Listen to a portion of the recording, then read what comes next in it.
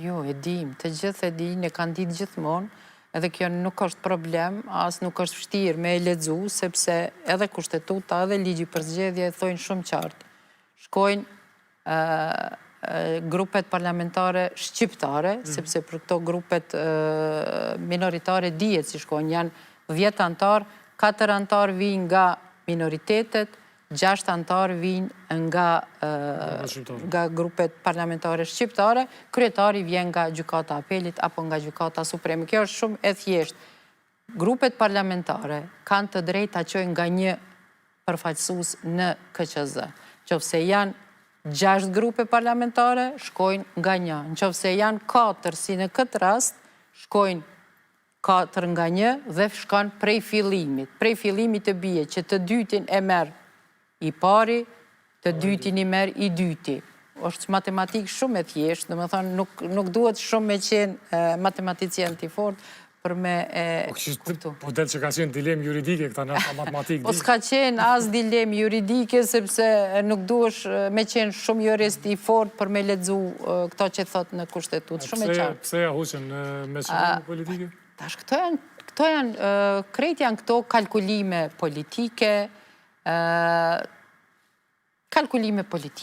si të ish presidentës, si të ushtruesës së detyrës, këto janë kalkulime politike dhe ish presidentja ka dashur, themi ashtu, t'ju hynë në qef, vëvës duke mos e qu një kandidat të PDK-s, ushtruesja e detyrës s'ka nevojë mi hynë qef se është VV, dhe natyrisht që do në mi pas 3 përfaqësues, që nuk është e drejtë. Kjo.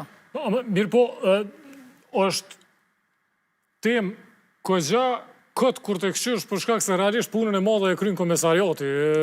Sekretariati. Sekretariati, në fakt. Në fakt, ata e kryen këtë punën.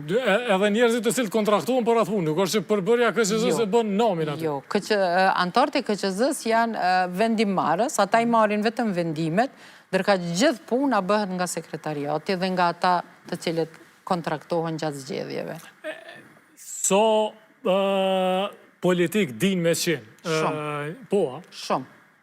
Kur janë zgjedhjet e hupin arsyen. Do me thonë, antarët e KQZ-s, kur janë zgjedhjet, nuk mendojnë si vetvetja.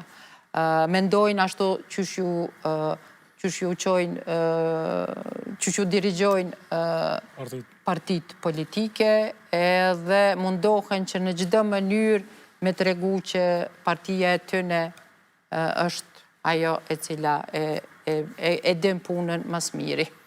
Një çështje tjetër që tash është ka bëhet debat, e nuk e di a e meriton, çka ndodh tutje. Po supozojmë që rezultatet certifikohen dika në fillim të muajit ardhshëm. Aty dikon. Në qoftë se shkon krejt në rregull, dhe në qoftë se këto ankesa, se me siguri që ka me pas ankesa, gjithmonë ka ankesa nga kandidatët, kryesisht, besoj që deri ka fundi i muajit, fillimi i korrikut, do t'i kemi rezultatet përfundimtare. Po supozojmë fillim të korrikut janë rezultatet përfundimtare, çka ndodh aty e tutje?